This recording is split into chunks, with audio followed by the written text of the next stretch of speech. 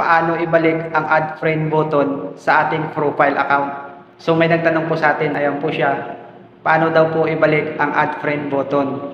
Kung kayo po ay naka-follow button sa inyong profile account at gusto nyo nang ibalik sa add friend button, sundan nyo lamang po ang video na ito. Mag-open lang po kayo ng inyong Facebook application, and then sa upper left side, pindutin po natin itong profile picture. So para makita po natin kung naka-follow button ang ating Facebook account, pindutin lang po natin itong tatlong tuldok sa right side. And then pindutin po natin itong view as.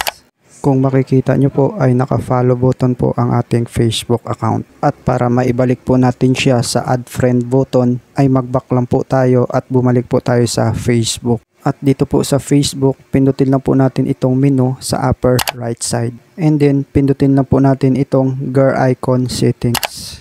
At dito po sa settings ni Facebook ay mag-scroll up lang po kayo. Hanapin po natin dito ang audience and visibility. At pagkatapos ay pindutin lang po natin itong how people find and contact you.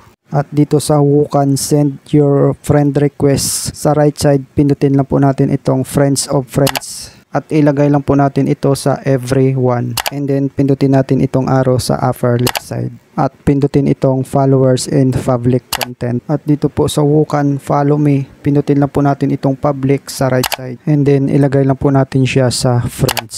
At pagkatapos ay mag-back lang po tayo at pumunta po tayo sa ating profile picture. At pindutin lang po natin itong profile picture na makikita po sa left side. Dito po sa ating Facebook account, pindutin lang po natin ulit itong tatlong tuldok na makikita po sa right side. And then, pindutin po natin ang view as.